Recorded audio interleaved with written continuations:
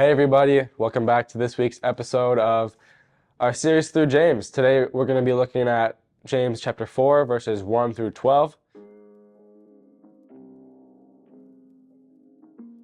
This passage helps us understand the conflict and the reasons behind our desires. James tells us that anger and fights stem out from our own selfish ambition. He also explains that we don't always get what we ask for because our motives are wrong.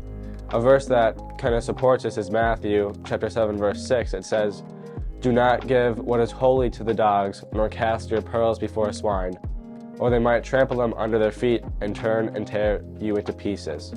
A lot of the time we ask for things that we wouldn't know what to do with, just like swine don't know what to do with pearls.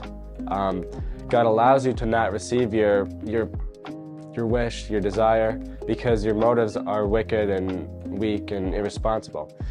A lot of the times in our own lives we see other people's prayers being answered, even if they're the same prayers as us. A lot of the times I'll get jealous. I'll see people with what I want. They'll pray the same thing I pray for and they'll get it and I won't. And a lot of the times I'll get jealous and I'll get angry at people because they get God's blessing and I don't. But we have to look at it in a different lens. Think of God as your own father, and in this scenario, you're a kid. So imagine you're a kid and you go up to your dad and ask him for a knife. And I think your dad is going to say no because he loves you and is going to protect you. So he's not going to give you these things because you're going to be irresponsible and maybe get hurt with them. But imagine a skilled chef walks into your kitchen and ask your dad for a knife and he's like, go right ahead. And your skilled chef is going to be able to use the tools that your father gives you to make a lovely dinner or a nice lunch out of it, a nice meal. So you got to look at it into that lens. That's the way it works with prayer too. God will trust the man who asks with a heavenly ambition rather than the man who asks with his own selfish desires, with his own selfish ambition. In Luke, Jesus says, "Whoever can be trusted with small things can also be trusted with big things, and whoever is dishonest with small things is going to be dishonest with big things too." So God is going to give whoever is responsible and whoever is going to be faithful with big things. And you just got to start small. You got to be faithful with small things, and God's going to help you get to be faithful with big things.